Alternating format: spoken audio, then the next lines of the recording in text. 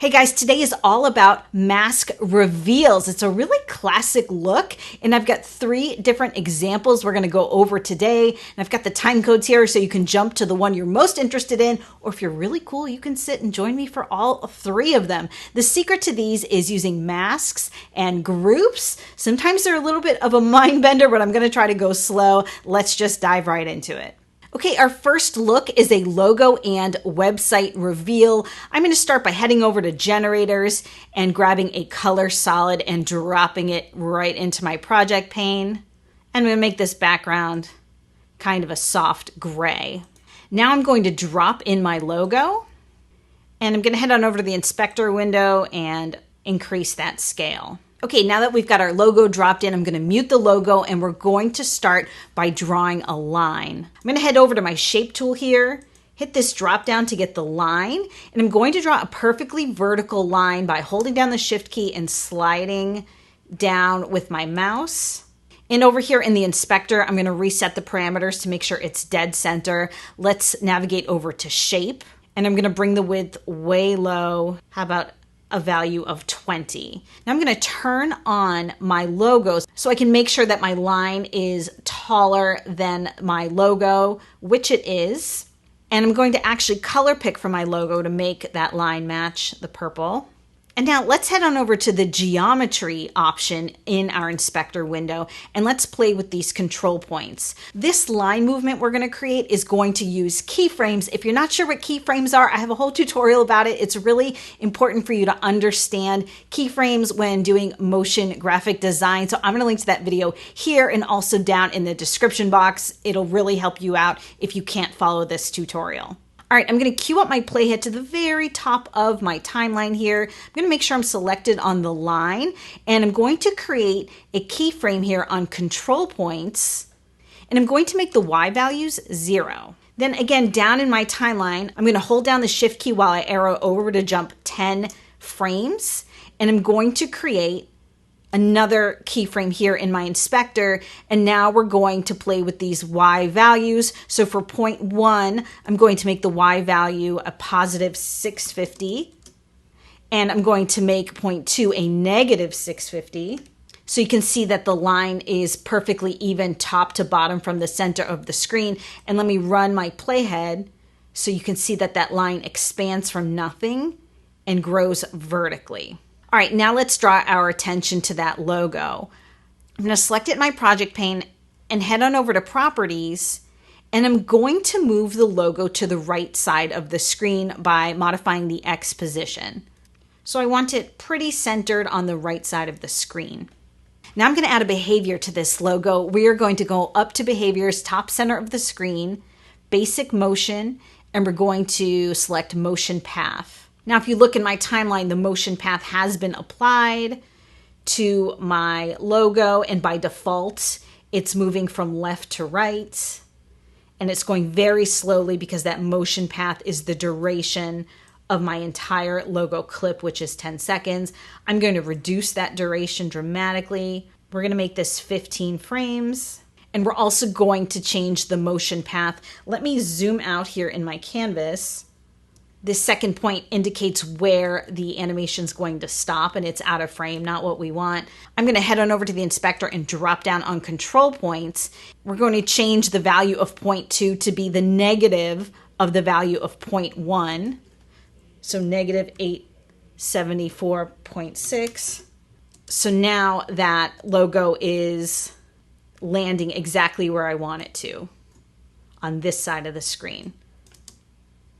Okay, so we've got part of our motion. Now it's time to use a mask to conceal the logo when it's on the right side of the screen, and so it only reveals on the left side of the line that we created in the center of our frame. Now, the trick to this is that we need to group the logo and apply the mask to the group. If we apply the mask directly to the logo, the mask is just going to move with the motion path of the logo, and it's not going to give us the effect that we want. So I'm going to head on up to my project pane, select the logo, right click, and hit group. And now on this group, we're going to apply a rectangle mask. And I'm going to queue up my playhead to the beginning of my timeline, head on over to my mask menu here, and I'm going to draw a mask to cover our logo. And then I'm going to head on over to the inspector window and invert the mask. And now when I run my playhead in my timeline, you can see that it appears as if the logo is appearing from behind the line. But we also need to play with the timing of this. I don't want my logo to be revealed until the line is a little bit bigger. So it really feels like that logo is coming out from behind the line. So I'm just going to take my entire group with the logo in it and drag it about 8 frames down. And depending on the size of your logo and the size of the line that you draw, you might have to play with that a little bit. But for this logo, that works. That looks great. Now we just need to add our text and do the exact same masking effect, but in the opposite direction. So I want to make sure I'm on my top group here, so I'm not adding my text to the group that contains my logo. I'm going to hit the text tool, and I'm going to type in my text information, which is our website and phone number. I'm going to scale up the size of this text to the point where I like it. I'm going to change the color by color picking from the logo.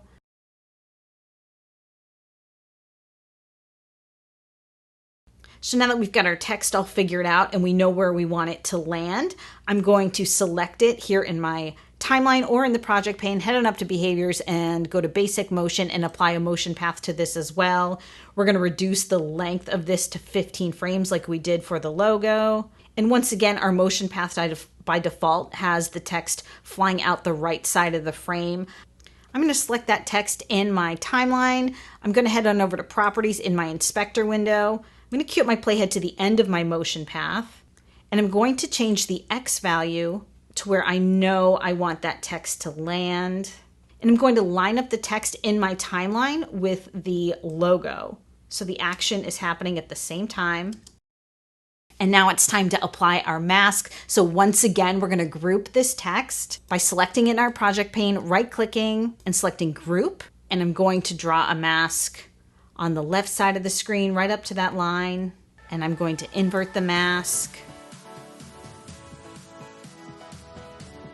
And there you go. That is our first mask reveal look. Guys, before we go any further in this tutorial, if you're enjoying this video, if you like it, let me know. Give me that thumbs up, hit that subscribe button, and ring the bell so you never miss an upload.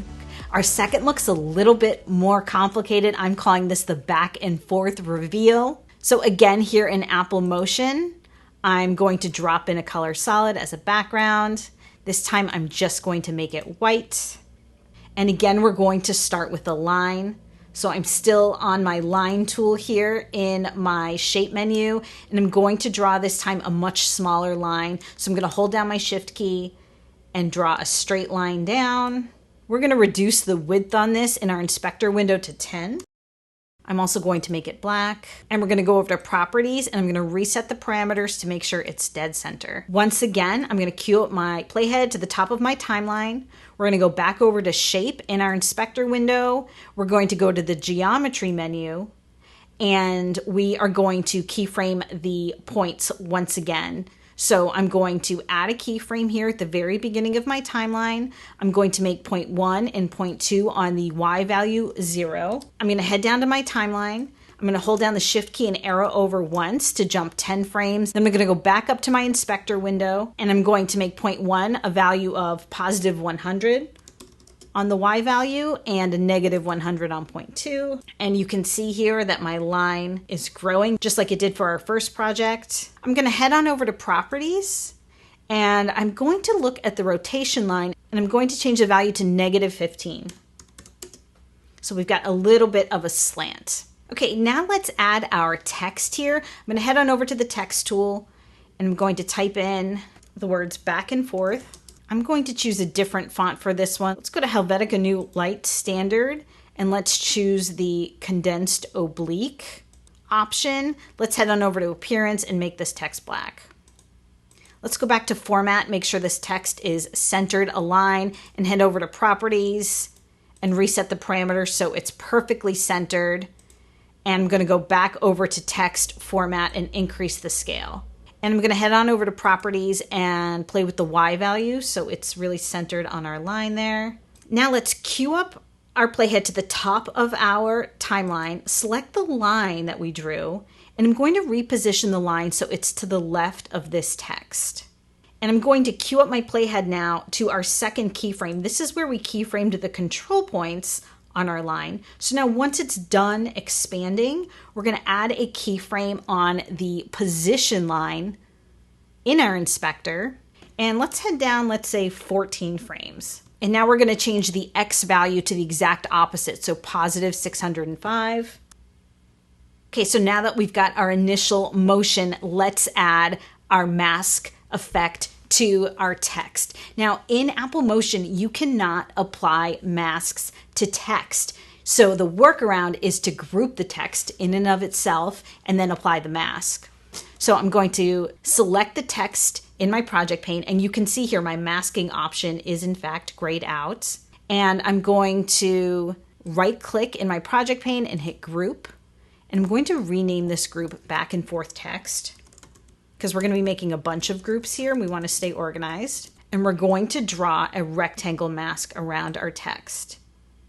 So the key to this is getting the mask to match the angle of our line. So we can change the shape of this rectangle mask to better align with our line here. I'm going to select it in my timeline, and under the inspector window, we've got mask here as our fourth tab. We want to convert the mask to points. It's going to ask us if we in fact want to do that. The answer is yes. And then what I'm going to do is take this point here. I can hover my cursor over this bottom left corner point, and I can see that this is control point 4. I'm going to draw my attention to point 4 here in my inspector window, and I'm going to reduce this value so it lines up perfectly with that little angled line that we drew. Now I'm going to move my playhead down in my timeline and now focus on this one here, control point 3, and I again want to align the shape of this mask with this line here. There we go. So our angles look right. Now we're actually going to keyframe the position of the mask. So again, make sure you're selected on the mask in your timeline. Head on over to properties, and we're going to cue up our playhead to where the line starts moving. So 10 frames in our timeline. And we're going to make a keyframe on position on our mask. And I'm going to line up the right edge of my mask with that line here. And then let's jump to the next keyframe where the line stops moving. I'm going to select line in my project pane, and I'm going to hit this little arrow next to my keyframe to jump to that point. And then we're going to go back to the rectangle mask in our project pane, and we're going to play with the X value again, now to a positive number, so that the right end of the mask aligns with the new placement of the line. Let me play that back for you. So now we want the line to come back the other way across the screen and wipe off our text. So what I'm going to do is head on down to my timeline. I'm going to arrow over 5 times to move 5 frames. And on that line, I'm going to select that line in our project pane. I'm going to add what's called a hold keyframe here on the position value. So between those 2 keyframes, that 5-frame span, that line is not going to move at all. I'm going to head up to the rectangle mask in our project pane and create a hold keyframe there. We want all of our keyframes to be perfectly aligned. Now I'm going to select the line again in our project pane, and we're going to head over 14 frames. So I'm going to hold down the shift key, arrow over once for 10 frames, and then 4 more times. And I'm going to change this X value so it's on the other side of our back and forth text, about where it started. And then we're going to select the rectangle mask in our project pane and move that mask so it's back in line with that line. All right, now we're going to add our next line of text. So to do that, I'm going to select the back and forth group that we created, and I'm going to right click and duplicate it. And I'm going to rename this one moving mask. And we're going to change the text to the word moving mask. And we're going to change the timing of all of this in our timeline. So here is, let me close the keyframe editor so we can get a good look. Here's our back and forth group right up here. See it? Here's the moving mask text. I want to take that and I want to align the first keyframe with the third keyframe in our back and forth text group. So let me just line up my playhead here and zoom in on the timeline and make sure we're perfectly aligned, which we are. Now we just need to play with the values of the rectangle mask on our new text so that instead of the mask moving from screen left to right, it's actually going to go from right to left. So I'm going to queue up my playhead to that first keyframe here in our moving mask text. And I'm going to head on over to Properties. I'm selected on the rectangle mask, and we're going to change the X value of this now to line up with where the line is currently. And then we're going to jump to the next keyframe by hitting these arrows. And I'm just going to make a quick adjustment here to make sure that that rectangle mask is perfectly aligned with that line.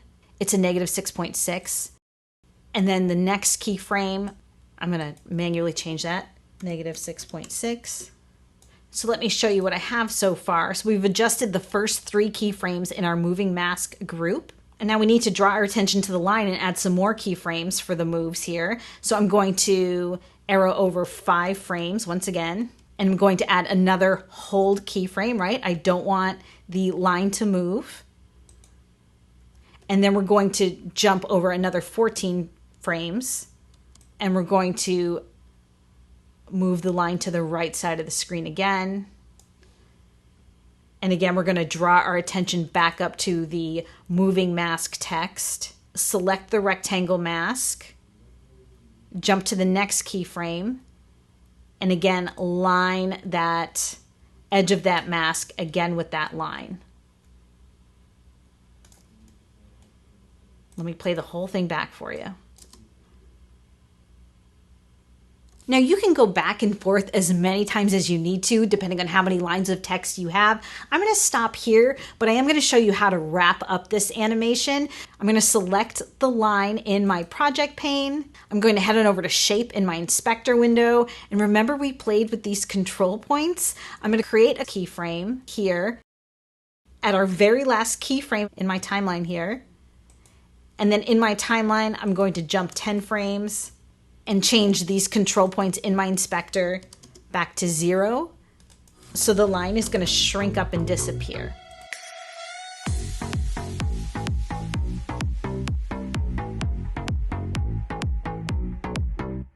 All right, that is our second look. Our third look is a little more funky. I'm excited to do it with you. This next one, we're actually going to start a little bit differently. We're going to start with our text. I'm going to grab the text tool and type my first word.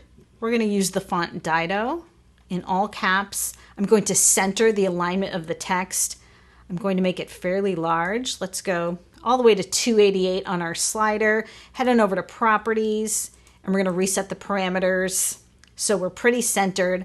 But on this one, I'm going to raise the Y value to, let's say, 50. Then I'm going to right-click and duplicate this text. We're going to change this word to the word line. Head on over to Properties. And I'm going to make this Y value here a -250. All right, now we're going to draw in our line. I'm going to head on over to my Shape tool. This time we're going to draw a horizontal line. I'm going to hold down my Shift key and draw a line horizontally. In the inspector window under Properties, we're going to reset the parameters to make sure we're very centered. On Shape, I'm going to make the color white, and I'm going to bring down the width very low to a value of 2. So it's super skinny. Now we're going to keyframe the line again so that it draws on horizontally. I'm going to move the line down, let's say 10 frames in my timeline here. So I'm just going to grab that line bar and bring it in 10 frames. And then we're going to head on over to geometry in our inspector window, and we're going to keyframe the control points as usual. So I'm going to add a keyframe here, and I'm going to change 0.1 and 0.2 X values to 0. Then I'm going to head down to my timeline, jump another 10 frames, and now change the X values to a +1000 and a -1000. So this is what we have so far. Okay, now I want this line to spin all the way around. So I'm going to make sure I'm selected in my project pane, head on over to Properties, and on Rotation, I'm going to make a keyframe here at 0. Then we're going to arrow over 20 frames in our timeline, and I'm going to change the rotation to -180 degrees. And let me just show you how that looks. All right, now we need to add masks to our text so that this center line actually wipes off the 2 lines of text that we have. So let's, of course, start with our first text here. And remember, we cannot draw a mask on text in Apple Motion. The option is grayed out. So what we're going to do, of course, is right-click and group that word double. And now we can apply a rectangle mask. And what I'm going to do, I'm going to zoom in real tight here. I want to draw the mask so that the end of it is right in line with the line that we drew. So there's our mask. And I want this mask to rotate in the same way as our line. So there's a few things we're going to have to do to this mask to make this work. I'm going to select the mask in my timeline, and let's head on over to properties and create a rotational keyframe here on the rotation line at 0. And then let's head on over 20 frames to match the spin of our line. And let me show you what happens here. If I make this mask rotate at 180 degrees like we did the first one, the challenge that we're having is it's rotating from the center of the mask. So see this little marker here in the center of my mask? That's where it's spinning from. I'm going to hit Command Z to undo that. Let's go to the line. If we look at where the line's rotating from, see it's rotating from the center of the screen. So we need to change the anchor point of that rectangle mask. I'm going to select that rectangle mask again, and we are going to head on over to our tools menu here, hit this drop down, and we're going to select anchor point. And I'm going to use this green arrow to bring that anchor point to the center of our line. So now let me try to do that negative 180 rotation on our rectangle mask. And now that looks right, doesn't it? But look at what's happening here to the E and the L as we rotate around. You see how they're getting cut off when they actually shouldn't be? We need to fix that by changing the shape of our rectangle mask. So again, I'm going to select it here in my project pane. Let's head over to mask and let's convert it to points. And now what I want to do is take this top point here and just bring it way up. And there we go. It clears the letters. You see that? Now let's focus on our second line. We're going to right click it in our project pane to group it so we can apply a mask to this one. I'm going to zoom in real tight on my screen here. Grab that rectangle mask and draw a mask again. And then again, we need to change the anchor point. This time we're going to move the anchor point up so it's in line with the center of the screen and our line. And we're going to rotate this as well. Let's head on over to properties, make a keyframe on the rotation line, jump 20 more frames in our timeline. And again, rotate negative 80. And again, we're having the exact same problem with the letters being cut off here. So I'm going to select that rectangle mask, head on over to mask, convert it to points. This time we're going to grab this corner and bring it down. So we've got our text disappearing, but we want the new text to be revealed, right? So let me show you how to do that. It's really simple. So let's draw our attention to our project pane. Let me expand this a little bit so we can see. So here's the first group we made with the text. It's got the word double and the rectangle mask in this group. I'm going to right click and I'm going to duplicate this group, and I'm going to call this, in quotation marks, text. And I'm going to change the double text to say the word text. And now I'm going to select the rectangle mask in our project pane, and I'm just going to check the invert mask button here. So now, where the double text is written off, the new text is revealed. Very simple. Again, let's do it for the bottom line. I'm going to select the line group. This is the second group we made. I'm going to right click, I'm going to duplicate this one, and I'm going to rename this reveal text. We're going to change the actual text here to the word reveal. We're going to select the rectangle mask, and we're going to head on over to the mask tab and invert that. And to finish it off, let's make that line disappear. We're going to find it here in our project pane. Make a keyframe here on control points under shape geometry. And then in our timeline, we're going to arrow over 10 frames and change these values to 0. And there you go. That is our third look. What did you guys think about these mask reveals? They're definitely a classic look that you could probably reach for a lot of projects. Let me know if you enjoyed this. Give me that thumbs up. Thank you for creating with me today, and I will see you again.